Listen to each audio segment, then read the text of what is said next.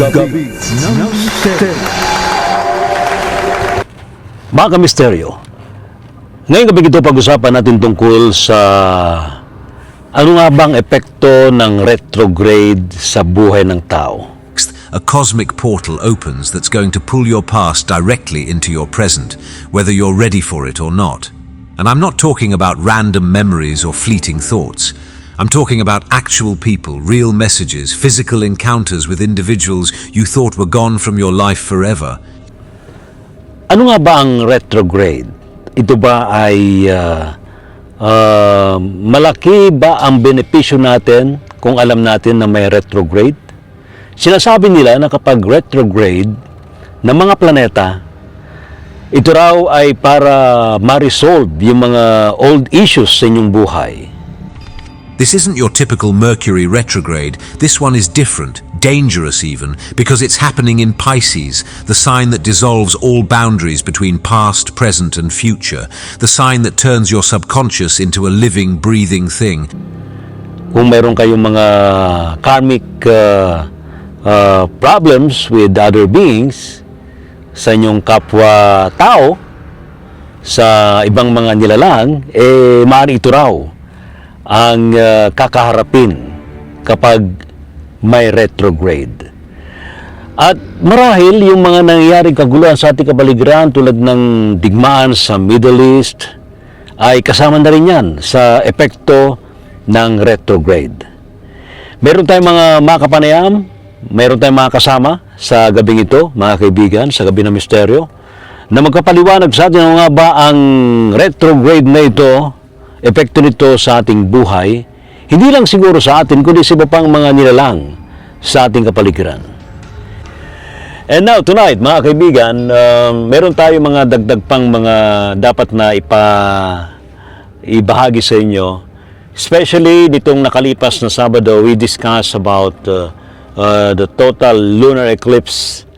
May mga kasama pa rin tayo na magbibigay ng kanilang, ano nga ba yung kanilang ginawang ritual during the total lunar eclipse?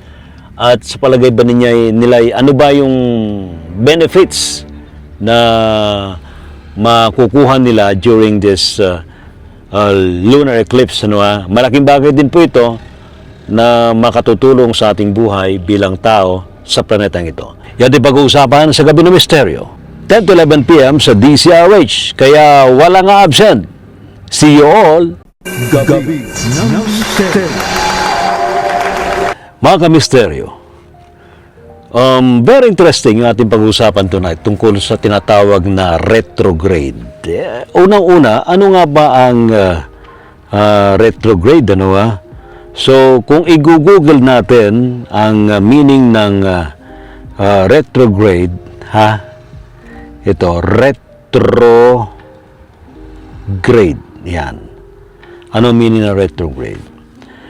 According to Google AI, ang retrograde, it refers to a backward motion, direction, or tendency toward a worse state, or retrogression. It also describes movement opposite to the usual flow. Celestial bodies moving east to west or returning to an earlier condition. Ang synonyms itong retrograde ay retrogressive, regressive, backward, and in a verb form ay retreat. Okay.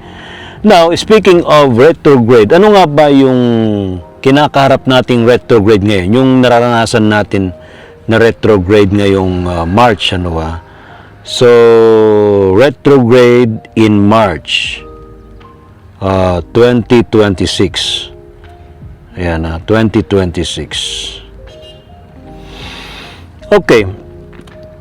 Ang retrograde in March 2026, according to the internet,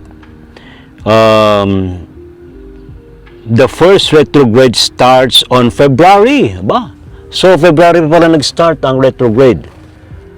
February 26, 2026. And this will last until March 20, 2026. So,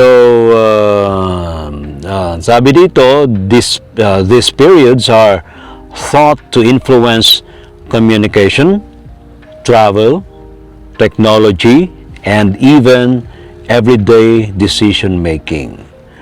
Okay, so this is called Mercury retrograde, kung hindi tayo nagkakamali, based on www.almanac.com.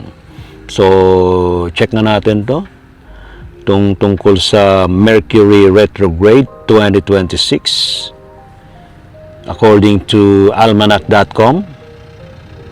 Okay. So, what is Mercury retrograde? Okay. 3 to 4 times a year, the planet Mercury appears to reverse its course across the night sky. Sa astrology daw po, these periods are called Mercury retrograde and are traditionally linked to confusion, delays, and disruptions in communication, travel, and decision making. Okay, so paano natin i-expound ang explanation about retrograde? Isipin daw natin yung mga undelivered love letters, email blunders, frazzled travel plans, and the classic, did I really just send that? Para bang, di mo maalala kung na-send nga ba or what? So, retrograde periods are also considered a valuable time for reflection.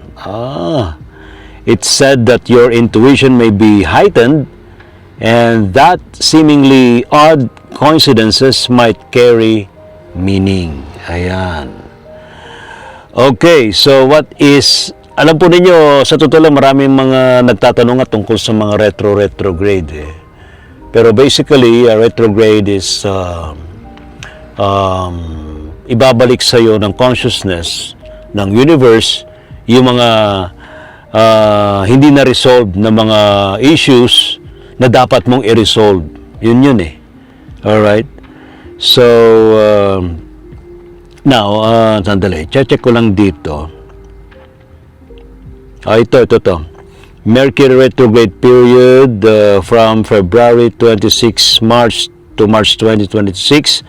May pangalawa siyang retrograde will be on June 29 to July 23, 2026.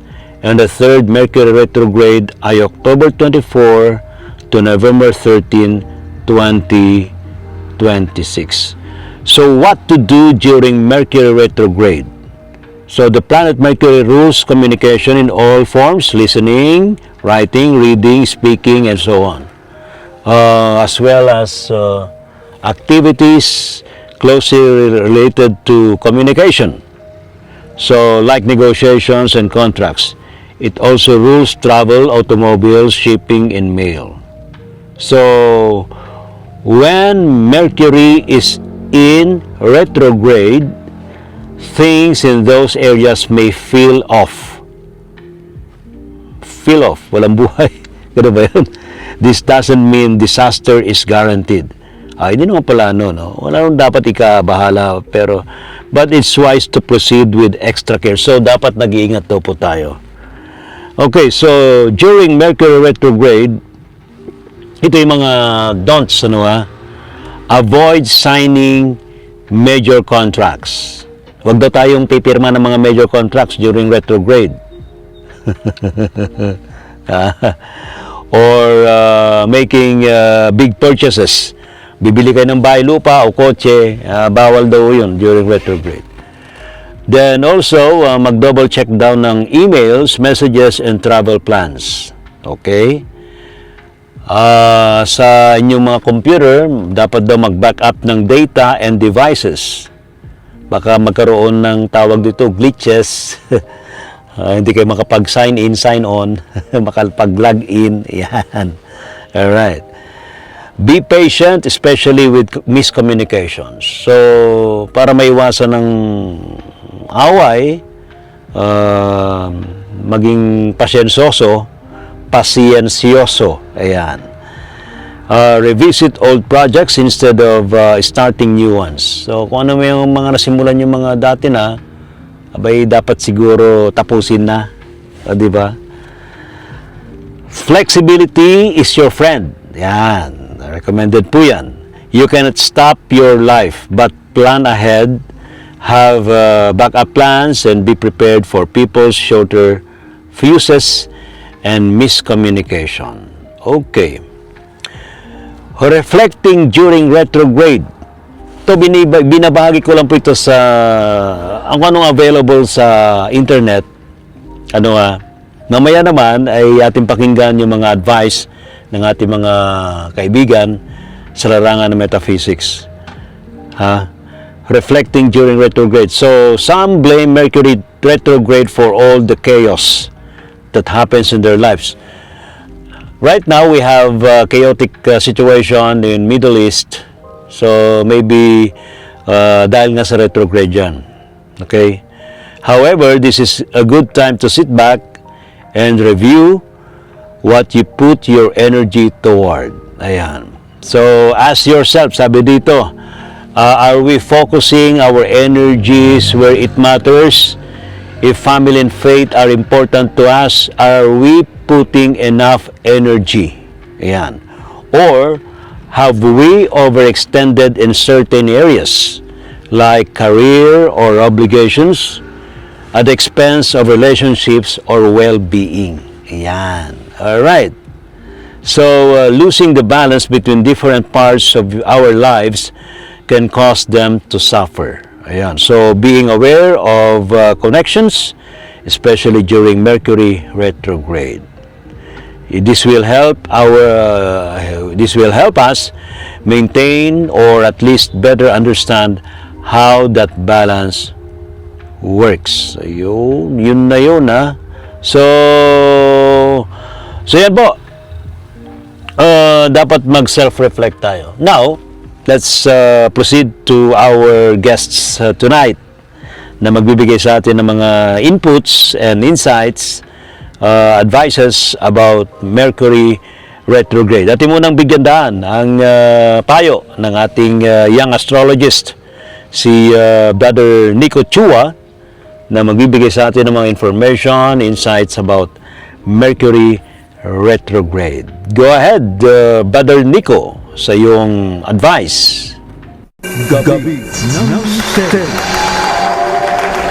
Hello everyone and good evening mga kamisteryo, and thank you so much ulit Brother Ray Sibayan para sa pag-invite sa akin para magkaroon ako ng chance na may explain kung anong currently nangyayari sa Pilipinas, lalo na this Mercury retrograde. So gusto ko rin siyang i-explain kung kailan siya nag-start. Usually nag-start siya ng this March and then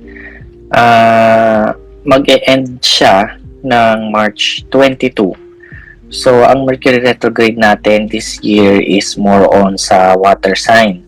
And when I say water sign, so, mauuna yan si Pisces, and then si Cancer, and then after naman ni Cancer ay si Scorpio, which is mga bandang November or October, mga early ganyan.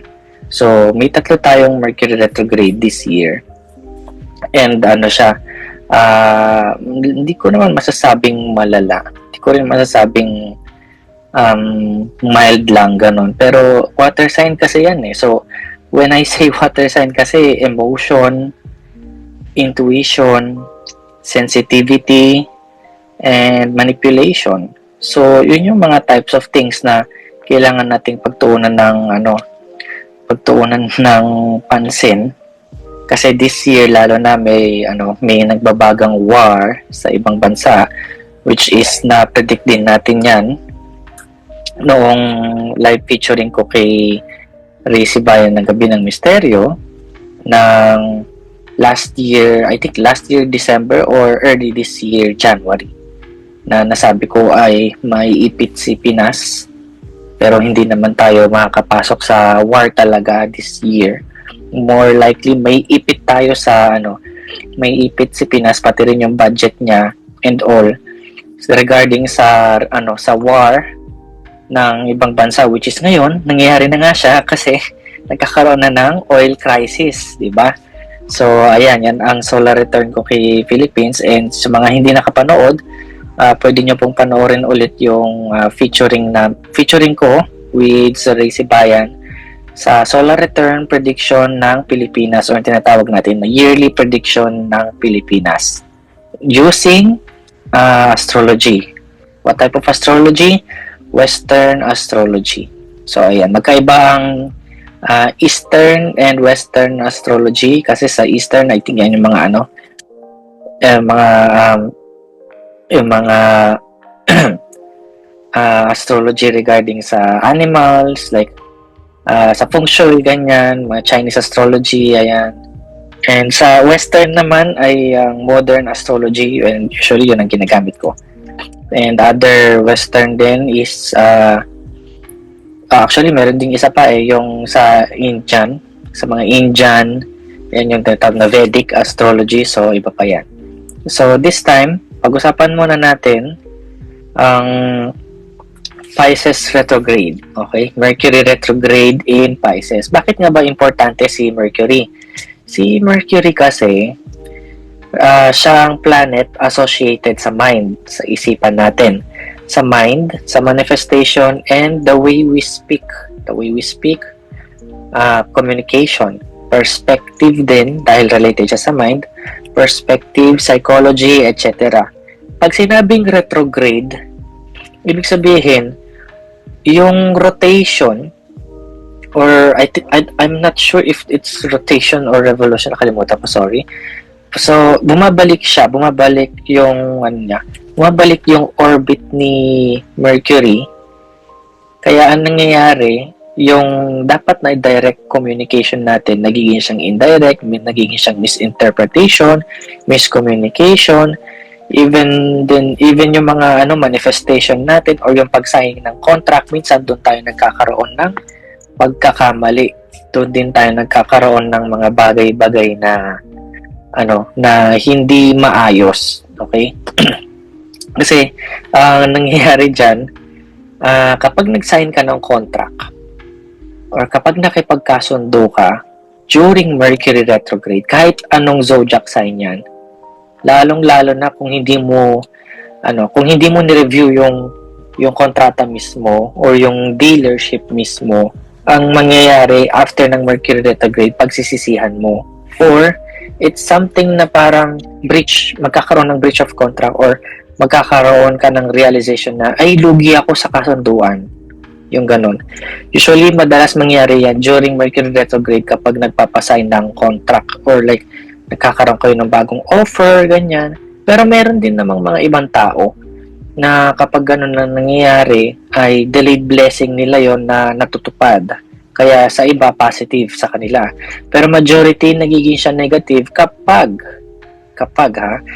hindi nila ni-review yung contract, kapag hindi nila ni-review yung kasunduan, or kapag hindi nila ni-review yung commitment na gagawin nila.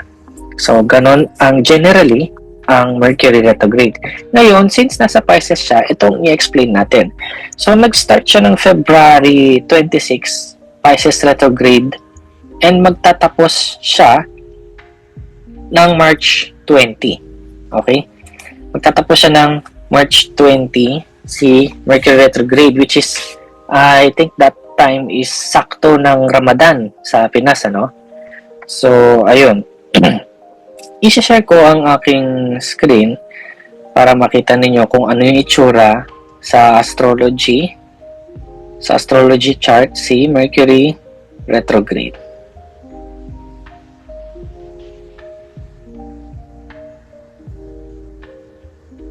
Ayan. So, I think nakita na lahat ng aking screen. So, ayan. Si Mercury, hanapin nyo yung symbol na to. Itong parang may... Itong part na to. Ayan. Yan si Mercury. So, nasaan siya? Ito, Pilipinas. And then Mercury, nasan siya? Nasa Pisces ngayon siya and nasa 11th house ng Pilipinas. Noong kailan siya nag-start? Check natin. Sabi ko is February 26, di ba? Ayun, no? February 26. Si Mercury ay nasa 12th house. And nung nag-February 27, ayun, nagkaroon siya ng guhit dito. Ibig sabihin, doon siya nag-start. Okay? Doon siya nag-start na magkaroon ng linya sa itaas. So, itong linya sa taas na to, ibig sabihin naka-retrograde na siya. Kung papasanin niyo yung degree niya, habang i-move ko yung araw, yung degree niya bumabalik. So, from 22 degree, ayun, nag-21 siya bigla. And then, nag-20, nag-19, nag-18, 17, o diba? March 7 na, nag-17 degree siya. So, ganun yung retrograde. Bumabalik yung direction ng isang planet kapag naka-retrograde siya.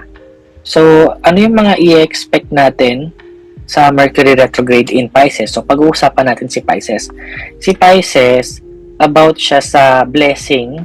Bakit blessing? Kasi ang rulership planet ni Pisces ay si Jupiter in Vedic astrology or astrology ng mga Indians, which is sila yung nauna doon bago naging modern. And then sa modern naman, ang rulership ni Pisces is about Neptune. Kaya about din si Pisces sa mga manifestation, illusion, delusion, about din siya sa dreams, sa panaginip, ganyan. And about din sa pagiging passive and creativity si Pisces. Kasi, yun ang associated, si Neptune kasi ang associated planet niya and yun yung characteristics ni planet Neptune. So, pag meron tayong Mercury retrograde dyan, so, ang nangyayari, nagkakaroon tayo ng mga ideas. So, pag nag-transit si Mercury sa Pisces, yan, magkakaroon yung buong mundo ng ideas, illusion, delusion, theories, ganyan. Pero pag nagkaroon ng retrograde dyan, nagiging siyang revelation. Revelation na yung illusion na to, masisira and maglalabas yung katotohanan. Kaya nga sinabi ko sa inyo last time, na kapag nagkaroon ng Saturn in Pisces, which is nagkaroon din ako ng prediction dyan, Saturn in Pisces which is yung revelation, I mean to say. So, ganon ang nangyayari kasi si Pisces, hindi lang siya Jupiter. Jupiter kasi is about din siya sa luck, growth, about din siya sa expansion, revelation, and konsensya ng tao. And protection, ganun din si Jupiter. And then, since si Mercury nag-retrograde siya sa Pisces, so yun yung mga pagtutuon ng pansin ninyo, yun yung mga marirealize ninyo. So, ang mangyayari pag Mercury retrograde in Pisces, usually ang mga tao generally magiging sobrang sensitive, magiging sobrang emotional, delusional, magkakaroon sila ng delayed blessing, or yung mga tao naman na matagal na yung delayed blessing, this Mercury retrograde, matatanggap nila yung blessing na yon. Pero syempre, kailangan nilang maging mabusisi kung yung type of blessing na yon is maganda ba or hindi.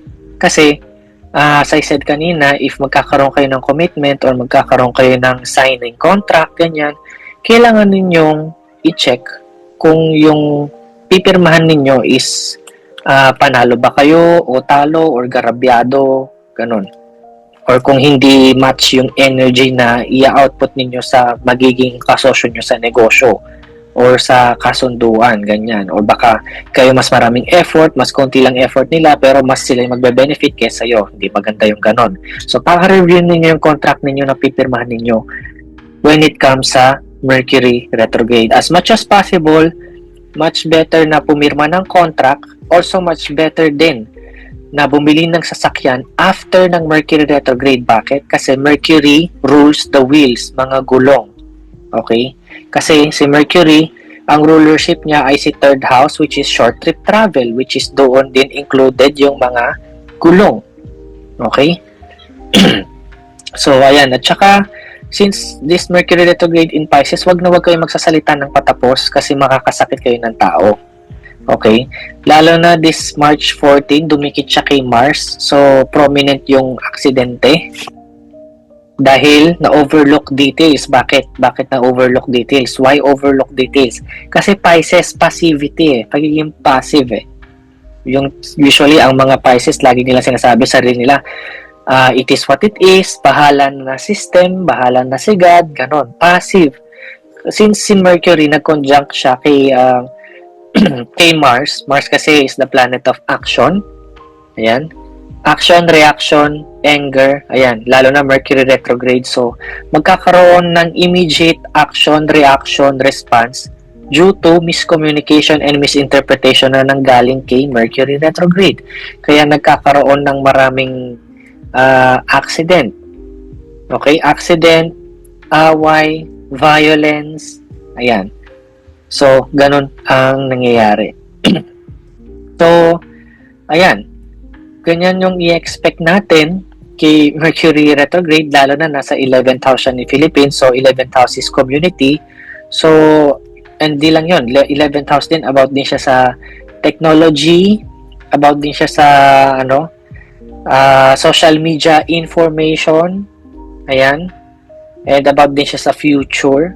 So, this Mercury retrograde, nagkakaroon tayo ng reassessment ni Pinas kung anong mangyayari in the next step ng future. Kasi, currently, nangyayari na yung prediction ko kay Pinas na naiipit siya sa giyera ng mundo, which is, ang pinakaunang nagbunga ng resulta is yung oil. So, ano nangyari? So, hindi nga tayo involved sa giyera, pero involved tayo sa ekonomiya ng giyera. So, ano nangyari doon? Yung sa oil. Ayan, naipit na. So, sinabi ko din last time, diba, regarding sa Venus, nung solar return prediction ko or yung prediction ko kay Philippines this 2026, na ang budget ni Pinas or yung budget ng mga mamamayang Pilipino ay mga nganib and magiging mas matipid this year kasi nga, ayan, number 1, lumabas na yung reason, yung oil, naipit tayo sa giyera. Ayan, naipit tayo sa financial turmoil or financial crisis na nangyayari ngayon sa buong mundo, which is ang pinaka-nauna pa naman is yung oil. Grabe, ang daming uses niyan. So yun guys, yun lang naman sa Mercury retrograde. Ganun ang explanation doon in Pisces. So maging sensitive kayo sa pananalita ninyo at maging sensitive din kayo sa ibang tao dahil mabilis matrigger yung mga tao ngayon, maraming nagagalit. And also at the same time, if nafe-feel ninyo parang tinatamad kayo na magtrabaho, ganyan, ito din yung reason nun. Kasi nasa Pisces si Mercury retrograde ngayon. And water sign yan. So more on emotional and about din sa spiritual. Yung mga taong gustong pumasok sa spirituality, dumadami. So at the same time, nagkakaroon din sila ng engagement regarding sa religion. And since Pisces yan, and ang rulership ni Pisces in Vedic ay si Jupiter, so nagkakaroon din ng religious revelation and spirituality revelation. So more to come sa mga taong nagtatago sa liwanag pero nasa dilim pala sila. Ito mangyayari sa kanila, mare-reveal sila. Okay? Gusto ko lang sana idagdag, hindi to related kay Mercury retrograde, pero madaming nag-chat sa akin or nag-i-inquire kung bakit dumadami yung mga car accident recently. And so, ayan, as I said ng yearly prediction natin before, na si Saturn ay nasa Aries. So, si Saturn, about siya sa stability, about din siya sa reliability, responsibility, and structure and solid structure. So, yan si Saturn. And si Saturn, about din siya sa limitation. Pag nilagay mo siya sa Aries, si Aries kasi is the zodiac sign of aggressiveness. So imagine, no, after ni Pisces ay si Aries. So si Pisces kasi is passivity and si Aries naman is about siya sa aggressiveness, actions, ayan, and about din siya sa work work with the physical, and also at the same time ang rulership ni Aries ay head, ulo. So pag ang Saturn ay na kay Aries, it means everyday limitation everyday responsibility and accountability, and everyday karma. Bakit? Kasi si Saturn is also the planet of karma. Kaya i-expect ninyo this year until 2028. So ayan, until 2028 kasi 3 years si Saturn bago lumabas siya ng Aries. So for 3 years, sobrang bilis ng karma. For 3 years din, sobrang mas mainitin din yung ulo ng mga tao dahil nga Saturn in Aries. It means we're currently having a lesson regarding kay Aries, which is about siya sa action, reaction, aggressiveness, and sa anger issue dahil rulership planet ni Aries ay si Mars. So ayan, kaya huwag kayong magtataka bakit recently, the past days, sobrang dami na agad ng car accidents, ayan, sobrang dami na ng mga krimen, ganyan. Kasi regarding siya sa lesson siya regarding kay Aries. Ang rulership ni Aries ay si Mars. Si Mars about pa naman siya sa action, reaction, anger, and anything that is pointy objects. Mga kutsilyo, ganyan. So, expect nyo din yung mga crime, mga krimen, ganun, na tumataas din yung rate, kaya mag-iingat din kayo. So, more on patience dapat kasi yun yung lesson na tinuturo ni Saturn sa atin.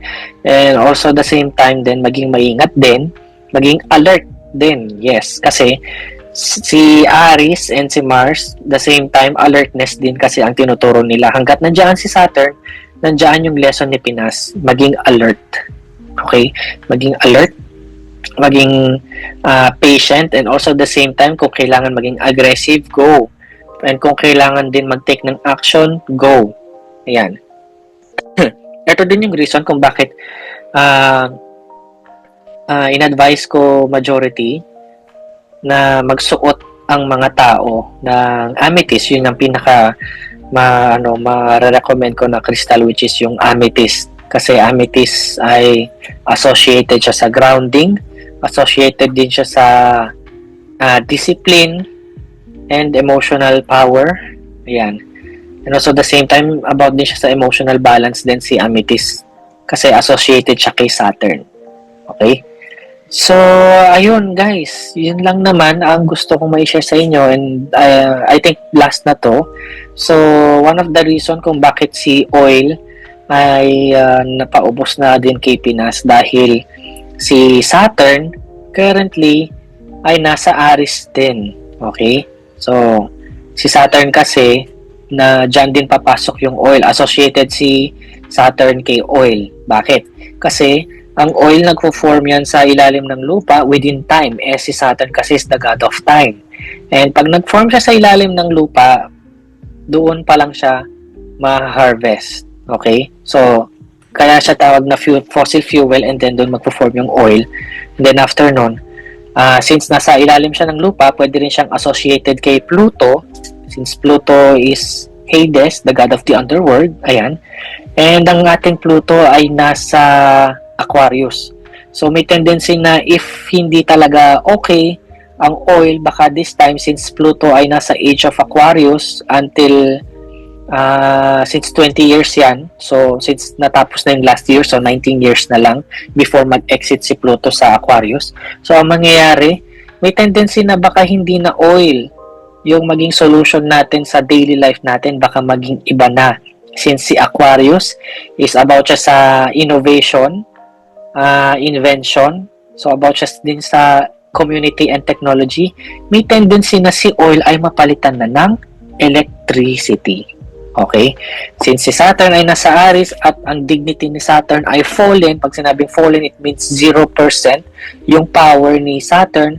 Ito din yung reason kung bakit magkakaroon ng oil problem worldwide, and it could may tendency na maging problem yan either for 3 years kung hindi sosolusyonan ng mga leaders natin, lalo ng US against sa Middle East, or magre-revert na talaga ang mga iba't ibang bansa into electricity, into technology. So, may tendency nga na since si Pluto ay nasa Aquarius na, may tendency nga talaga na nandito na tayo sa age of New Age, spirituality, consciousness, and technology. So, ayan guys. And mag-stop na ako ng aking screen share. And thank you so much sa lahat for listening. And also thank you din sa pakikinig, and I hope may natutunan kayo kung ano ang kailangan yung i-expect this Mercury retrograde, and matatapos na siya within this March 20. So it's much better dahil si Pisces is about siya sa pagiging passive, about din siya sa pagiging minsan may pagka cloud nine headed ganyan, or like pagiging tamad ganon, or may times na minsan tinatamad pumasok ganyan. So sisihin niya si Mercury retrograde in Pisces, okay? Pero ayun nga, so alagaan niyo din yung health ninyo kasi si Pisces overall sa katawan ng tao, siya ang tinatawag din namin mga astrologists na na first defense ng ating immune system, kasi si Pisces ay associated sa body part natin, sa immune system natin. So since naka Mercury retrograde dyan, so may tendency na magkakaroon ng sakit yung ibang tao related sa sipon, lagnat, viruses. So ayan. And ano pa ba?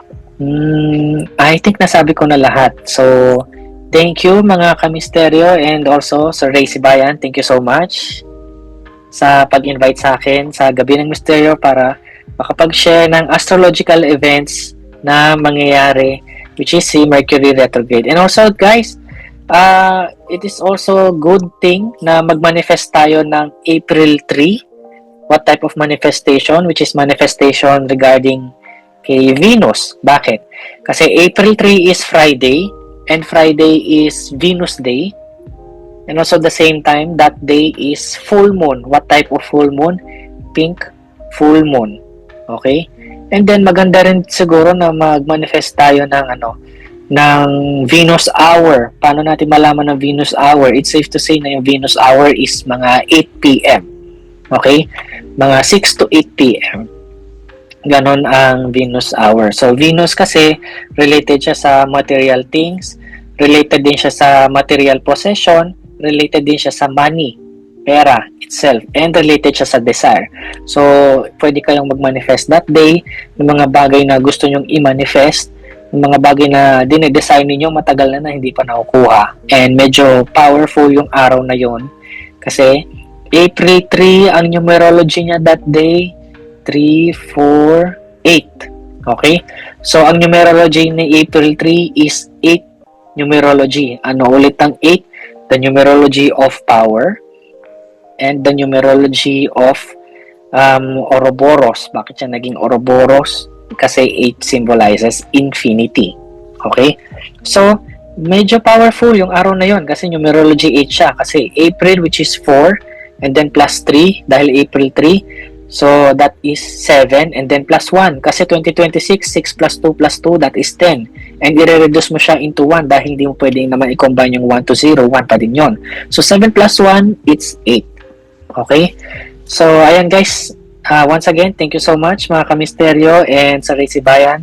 Thank you so much and God bless. Thank you for that. Thank you for sharing your wisdom, your insights about Mercury retrograde, Brother Nico. And yun lang, wala namang pilitan kung susunod tayo sa mga advice niya, but I strongly advise that we have to follow these advices from experts, kasi sila yung eksperto eh. Ako din mga eksperto dyan. And hindi tayo experts sa astrology, we only receive inputs from different sources. So we can follow. Parang din sa para din sa pagsunod sa feng shui. Hindi naman pinipilit ang lahat na sumunod, but if you believe na makatutulong sa iyo, sa ating lahat, so we can follow some advices and instructions or insights and wisdom. So maraming salamat, Brother Nico. Gabi ng Misteryo. Okay, another one na magbibigay sa atin ng inputs about retrograde. She's an animal communicator, and she's doing this for animals, and maybe she can also share with us some inputs. Ano nga bang effect ng retrograde sa animals? Yan, di ba? Kasi mahalaga yun eh. Ang mga animals po kasi, ang mga pets natin, yung mga stray animals, mga wild animals, they also feel the energies of what's happening sa ating kapaligiran. And of course, any astronomical or astrological events, talagang nararamdaman din nila. Alright. Now, maybe Miss Marquez can also give us inputs about this Okay. Alright. Ito, ating pakinggan ang input mula kay Miss Marquez ng Voiceless Whispers. Gabi ng Misteryo. Okay, dumako naman tayo tungkol sa usapang retrograde. Curious kayo, no? Ang retrograde ba na-affect ang animals? Short answer, no. But, they can still get affected, but through us, no? So, it's more like tayo yung dapat mag-regulate ng sarili natin during retrogrades. Pero, tignan muna natin. This year, merong 3 Mercury retrograde dates. So, yung first one is February 26 hanggang March 20. The second one is June 29 hanggang July 23.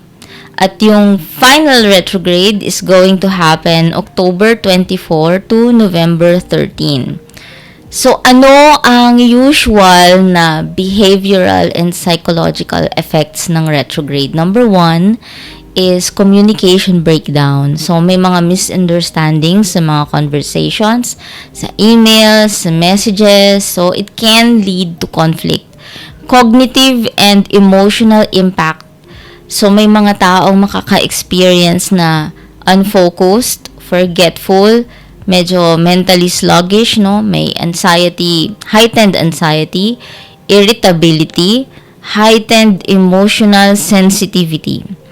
So, meron ding ito yung mga kinakatakot ko technological and travel issues. So, magkakaroon ng mga delays, broken gadgets, problems in transportation. So, may mga glitches, may mga hiccups na mangyayari. And also, meron ding mga relationship tensions, no? There will be potential arguments with friends, partners, families, no? That's all due to Mercury retrograde, no? Ano ba kasi ang ibig sabihin ng retrograde? Retrograde means Mercury is slowing down a little bit. So, ito yung time kung saan ini-encourage tayo na mag-slow down, mag-pause, mag-review, mag-reflect, no? Sa animals natin, unlike yung lunar eclipse or the full moon, no, na nakaka-affect ng light levels, nakaka-affect siya ng water tides, nakaka-affect ng circadian rhythm, ang retrograde, wala. There's nothing visible na makaka-affect sa'yo, no? So, it is going to be psychological, emotional, and very mental. No, it's really going to focus yung deep down within. So, tayong humans yung na-affect sa mga retrograde. But there is still a ripple of effect sa animals natin, no? If we become anxious, we are scatterbrained, no? Medyo tuliro, yan. Mentally confused, yan. Forgetful, anxious ka, tapos ma-frustrate ka pa, no? Pag nasira yung gadget mo, o naglolo ko siya, hopefully hindi. Tapos may times pa na may arguments, no? Emotional tension, yan. Communication is very poor. Nararamdaman ng animals natin yan. Doon papasok yung usapan sa animals natin. If yung energy natin is going to be rough, going to be muddy, no? Going to be scattered, doon ma-affect yung animals natin. So, mararamdaman kasi ng animals natin yung tension, the emotional tension, the mental clutter, no? Yung sudden behavioral shift natin, yung paggising mo pa lang sa umaga, naku, summer pa naman, no? Init-init. Tapos biglang may miscommunication, no? Yung rider na magde-deliver na, yung courier na magde-deliver sa'yo, minark yung parcel mo na na wala daw tao sa bahay nyo, di naman kumatok. Di ba? Mga ganong bagay, no? So, maa-affect kasi yung behavior natin sa mga ganong tension that's happening around us. Especially ngayong retrograde. It's going to happen a lot more. So, kapag hindi tayo centered, hindi tayo grounded, nako, makikita nyo rin yan sa animals nyo. That's for sure.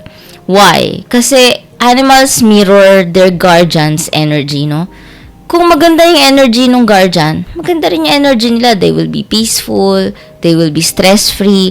Pero pansinin nyo yan, the moment na nai-stress na kayo, mainit ang ulo nyo sa trabaho, may deadline kayo na hinahabol, ay, maingay din yung pusa, maingay din yung aso, di ba?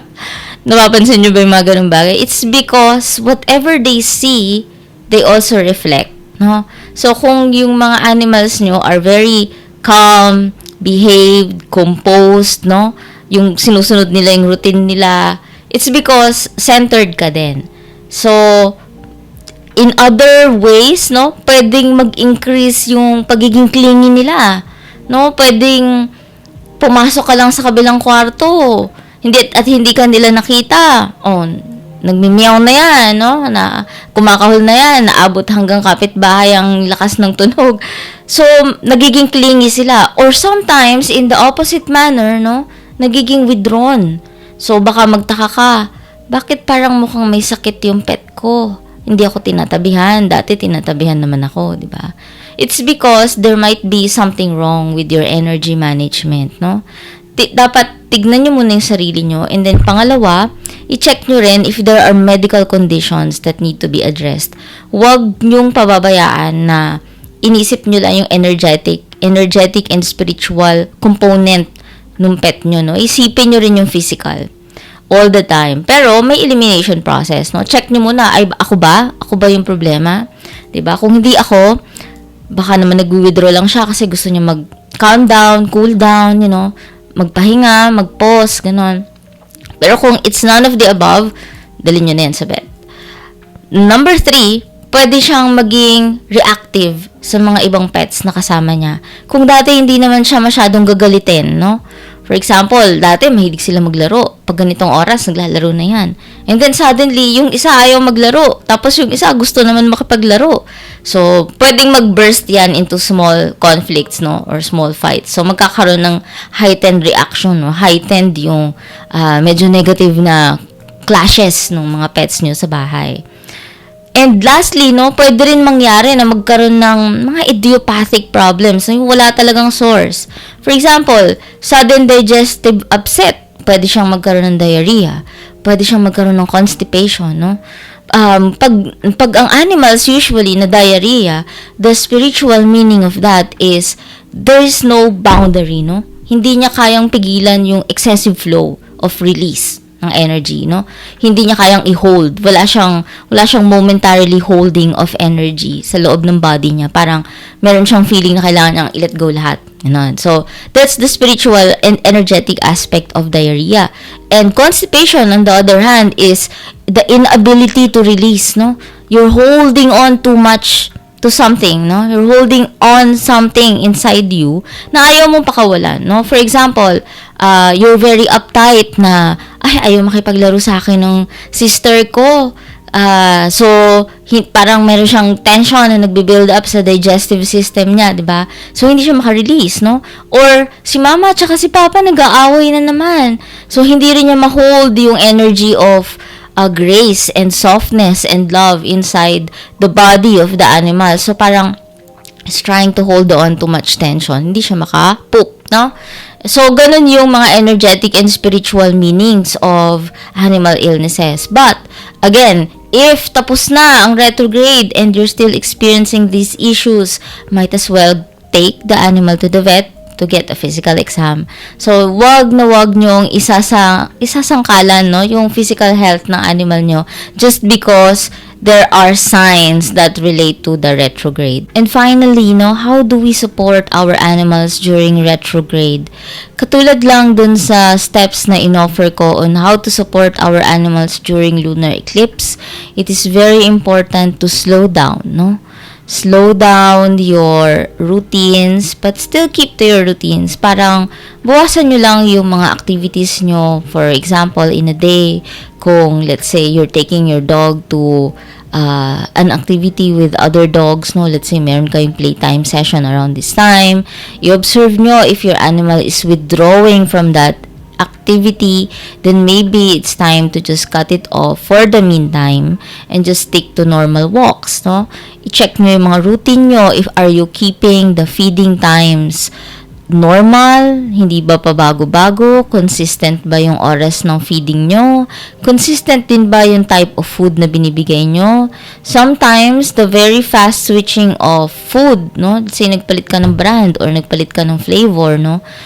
Can cause disruptions as well. So, if you are going to do that during retrograde, it will be more difficult for you and for your animal. Also, wag magsimula ng mga bagong activities na i-introduce nyo, no? For example, mag-i-introduce kayo ng bagong toy, mag-i-introduce kayo ng bagong pet, no? Mag-i-introduce kayo ng bagong neighbor, or let's say meron kayong travel, no? During the retrograde season. Double check nyo if you can do that, no? Some animals might not allow you to do that kasi magiging hypersensitive, hyperactive, no? Or baka maging quite the opposite, sobrang maging withdrawn, mawalan ng appetite, no? Hindi na sila makipag-interact for the time being, no? So, or may sudden aggression, diba? So, tignan nyo rin how your animals will respond to that. But, retrograde season is always about taking a pause and reflecting, no? So, bago mag-introduce ng mga bagong activities, isipin nyo muna how this will affect you and your animal. You know your animal's best, no? Kasi kasama nyo yan every day. So, you will know if kung mag-i-introduce kayo ng activity at this time, helpful ba sa kanya or hindi. Okay? Offer more grounding activities, no? More bonding time, no? Let's say, manood ng TV na nakakatawa sa sala, no? Magkatabi kayo. Put your hand on your pet, no? Pakaramdaman nyo yung rise and fall ng belly nila sa paghinga. Sabayan nyo yung rise and fall ng belly na yon sa paghinga. That's going to sync your energy with your pet, no? That's very grounding. Clear your emotional tension also before engaging with your pet, no? Let's say, kakauwi mo lang, tapos you had an argument with your Grab driver, no? Or yung nakasingit sa'yo dun sa stoplight, no? I-regulate mo muna yung emotional tension mo from that recent experience, no? Bago ka umuwi ng bahay, tapos you will hold your pet. Yung energy kasi natin, no? Not everyone is clairvoyant enough to see, but our energies have different colors and it comes across as different feelings, no? Kapag lumapit tayo sa animals natin. And our animals are so sensitive sa energy, no? I have witnessed, ma-share ko lang, no? I have witnessed, no? Meron akong kasama na nag-iba yung energy niya. Suddenly, yung favorite pet niya, ayaw lumapit sa kanya. So, ganun sila ka-sensitive even before people will recognize the shift in energy, no? Sila alam na nila.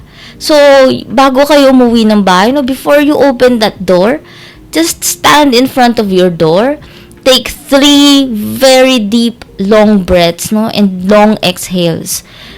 Imagine niyo na lumalabas yung bad energy through your mouth, no? When you inhale through your nose, very deep. Pag exhale nyo, imagine niyo may dust or a gray cloud, no, na lumalabas kung ano man yung negative tension that you have been carrying. Just 3 deep breaths. It doesn't have to take more than a minute, no? And then, open the door. And then, greet your pet. And then, hold your pet, no? When you do that, na-let go mo na yung tension. You feel better, your animal feel better. Then, at the same time, and you both share that sync of good energy. And then finally, no, I don't know if a lot of people do this, but sometimes when you sit beside your animals give you messages, no? May pumasok sa isip mo. This one's funny, no? My soul cat used to inject a lot of messages to me na hindi ko alam dati, na galing pala sa kanya. So, I would sit down beside her and then I would suddenly think, parang gusto kong mag-alaga ng cactus.